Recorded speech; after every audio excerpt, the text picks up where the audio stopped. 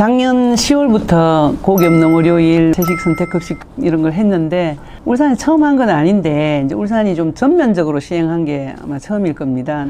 사실 이제 기후위기 관련해서는 지금 현재 우리의 문제이기도 하지만 특히 이제 우리 미래를 살아갈 청소년들, 우리 아이들 문제이기 때문에 그 문제에 대해서 심각하게 생각을 하고 있었고요. 사실은 뭐 먹는 거는 또 자기 권리기도 하고 또 사람마다 성향도 다르고 이래서 좀 많이 어려웠습니다. 그래서 하루아침에 할 수 없는 상황이거든. 생각이 바뀌어야 되고 그렇기 때문에 우리가 2019년부터 영양사분들이랑 계속 지속적으로 대화를 해왔고요. 그리고 또 그 외에도 사실 뭐 학생들 비만이나 아토피나 이런 건강상의 문제도 상당히 많고 또 동물 복지라든지 뭐 생명 존중 이런 거하고도 상당히 관계가 있어서 그렇게 시행을 전면적으로 좀 하게 됐는데, 기후위기 관련해서 여러 가지 이제 온갖 생활의 변화가 많이 요구되는데 그 중에서도 식생활 부분에서는 부정할 수 없는 가장 적극적이고 효과적인 대안이 이제 채식인데 의대에서 2014년도에 이미 나왔었어요. 충분히 갖추어진 식무식 식단은 어른 아이 할 것 없이 임신 수육이 모든 사람에게 있어서 부족하지 않다는. 지금 코로나 때문에 난리잖아요. 코로나는 당장 닥친 거고 기후위기는 체감을 좀 못하죠. 사람들이 그만큼 심각하게 생각을 안 하고 있는데 실제로 요즘은 이제 많이 심각하게 생각할 것 같아요. 한파나 산불이나 얼마 전에도 보니까 텍사스 거기 완전히 도시가 꽁꽁 얼었잖아요. 이상 기온들 보면서 기후위기에 대해서 대부분 심각하게 생각을 하는 것 같습니다. 심각하게 생각하지만 자기가 자기를 바꾸는 건 또 쉽지가 않잖아요. 오랫동안 익숙한 습관이 있기 때문에. 그래서 기후위기와 관련해서 이제 뭘 할 수 있을까 종합적으로 우리가 계획을 세워서 실천하고 있는데 그 중에 매일 먹는 게 급식이고 기후위기 관련해서도 온실가스 배출량이 육식으로 인해서 굉장히 그 비중도 높고 이렇기 때문에 학교에서 기후위기 교육을 한다면 채식을 고민 안 하는 건 있을 수 없다 생각을 해서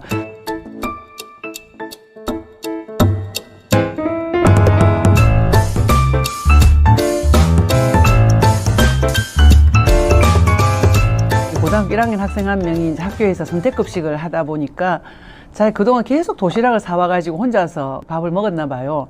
그래가 선택급식 하는 첫날에 저한테 SNS가 왔더라고요. 학교에서 같이 밥 먹을 날이 올 줄 몰랐다고 너무 좋다고 고맙다고 하는 걸 보고 저도 진짜 눈물이 핑 돌더라고요. 소수 학생이지만 자기 권리를 그렇게 챙겨주는 게 참 중요하다고 생각이 들었고, 원래는 자기 학교 한 명이었는데 지금 6명으로 채식급식 하나 늘었다고 하는 것도 상당히 보람이 있고, 당장 힘들더라도 우리가 가야 할 길이고 또 가치 지향적인 그런 부분들은 좀 더 과감하게 해야 되겠구나 하는 걸 제가 채식급식을 통해서 깨달았습니다. 예.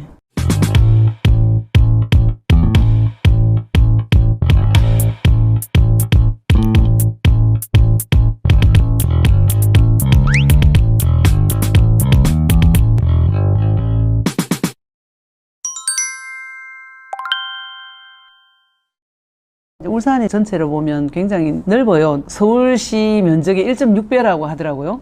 그래서 외곽에는 그 군 단위들이 텃밭을 가꾸기도 하고 했는데 우리가 농협에서도 지원을 해줘가지고 학교 텃밭을 좀 가꾸고 우리가 또 예산을 지원해서 올해는 한 42개 학교. 저기 보시는 바와 같이 빗물 저장소라는 곳이 있습니다.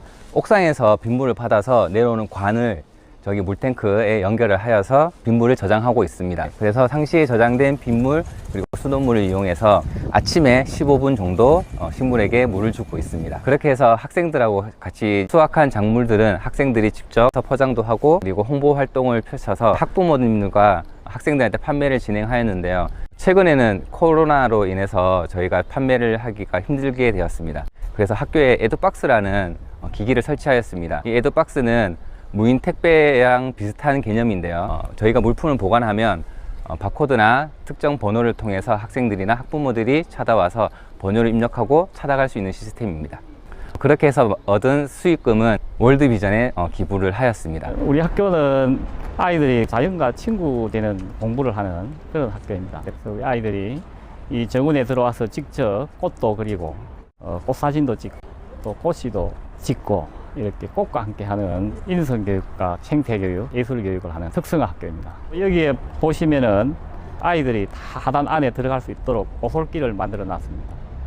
하단 밖에서 아이들이 그 자연과 이렇게 친구를 사귀는 것이 아니고 직접 하단 안에 들어와서 꽃과 나무와 농작물과 곤충과 나비와 이렇게 직접 보면서 또 이름도 알고 대화하고 이렇게 친구가 되면서 자연스럽게 환경 교육이 이루어지고 있습니다. 그래서 이제 먹거리에 원래 관심이 많았습니다. 제가 교육감 되기 전부터 급식 운동도 했고 해서 먹거리에 관심 많은데 이제 또 먹거리가 텃밭하고도 연결되잖아요. 대안학교들이 이제 텃밭에서 나온 그 농산물 가지고 자기 그 급식을 하고 그런 게 참 좋았고 또 이제 친환경 급식을 우리도 하고 있거든요. 인근에 이제 재배를 하기 때문에 자기 그 급식 식단에 오르는 농산물 있잖아요. 그 식재료가 구체적으로 누가 어디서 재배하는지 이런 걸 아는 게 굉장히 중요하다고 생각을 했거든요.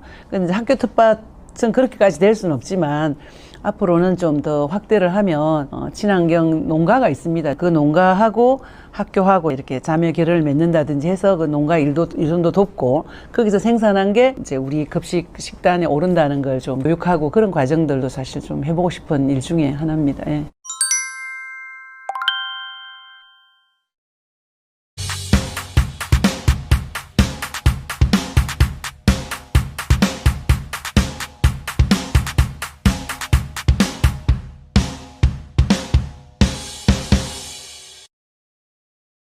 청소년 기후행동이라는 그 단체가 있습니다. 거기서 우리한테 대책을 요구하는 걸 보내왔어요.